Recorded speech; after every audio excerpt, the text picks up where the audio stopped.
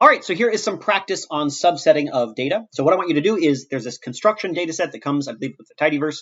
So if you load the Tidyverse, you should have access to it. Just load it with data construction. Then I want you to do these things. First, I want you to select just the year, month, and west columns. I want you to filter to just the months of July, August, and September using in.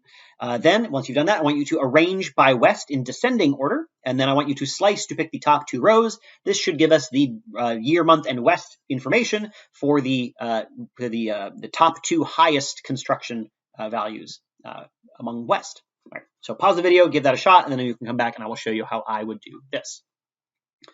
All right, let's see what we can do. So we're going to load this construction data.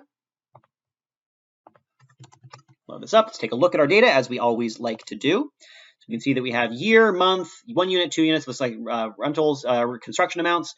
We have Northeast, Midwest, South, and West, our column of interest. So the first thing we're going to want to do is take construction and let's select the year, month, and West columns. Let's check that out. Oh, didn't like that.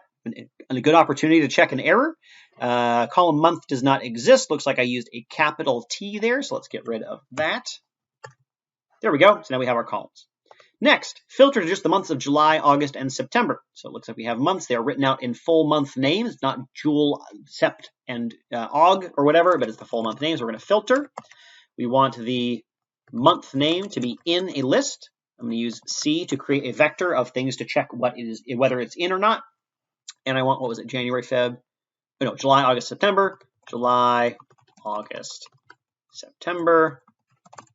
Let's do that. Let's make sure that we do indeed have July, August, and September. Looks good. Okay, great.